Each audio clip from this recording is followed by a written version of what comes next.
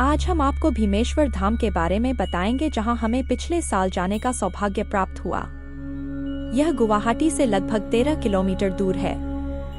भीमेश्वर धाम एक हिंदू मंदिर है जो भारत के असम के गुवाहाटी में पामोही के पास डाकिनी पहाड़ी, जिसे दैनी पहाड़ भी कहा जाता है, पर स्थित है।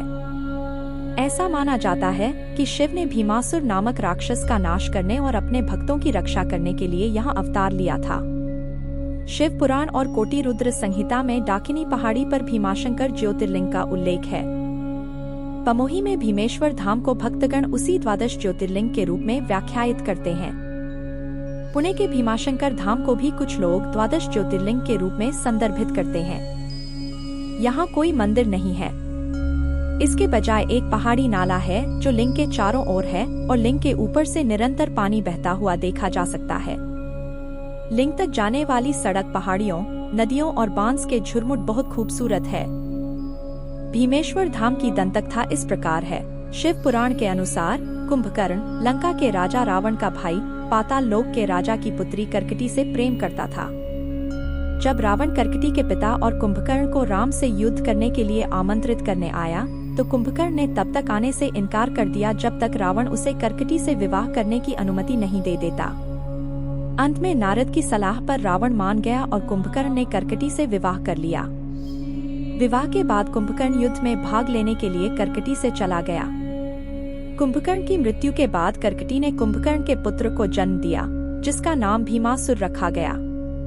भीमासुर ने ब्रह्मा से अपार शक्ति का वरदान पाने और किसी भी तरह विष्णु के हाथों न मारे जाने के लिए तपस्या की।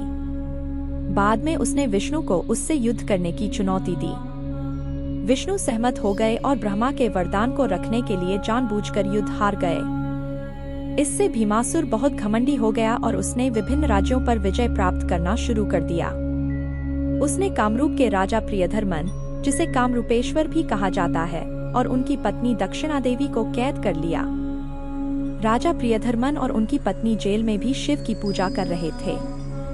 जब भीमासुर ने राजा को पूजा करने से रोकने के लिए अपनी सेना भेजी, तो वे शिव के क्रोध से नष्ट हो गए। भीमासुर राजा कामरूपेश्वर को मारना चाहता था। जब भीमासुर ने हमला किया तो राजा इस स्थान पर पूजा में व्यस्त थे। उनकी तलवार राजा के बजाय लिंग पर गिर गई। तुरंत शिव प्रकट हुए और भीमासुर का वध कर दिया। उसके शरीर से निकले पसीने से एक नदी बन गई। कहा जाता है कि यह वही भाप है जो आज ज्योतिर्लिंग के ऊपर बह रही है। जिस स्थान पर राजा ने शिव की पूजा की थी, उसका नाम इस प्रकरण के बाद भीमेश्वर रखा गया। देवताओं, ऋषियों और भक्तों के अनुरोध पर शिव भीमाशंकर के नाम से हमेशा के लिए वहां निवास करने के लिए सहमत हुए। हर हर महादेव।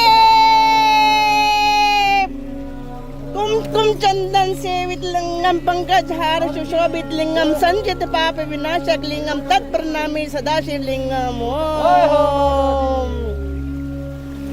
ऐसी ही जानकारी जानने के लिए देखें हमारे कैलाशी अमिता सिंघल शिव जिज्ञासा चैनल को। हर हर महादेव। जय मां जगजननी।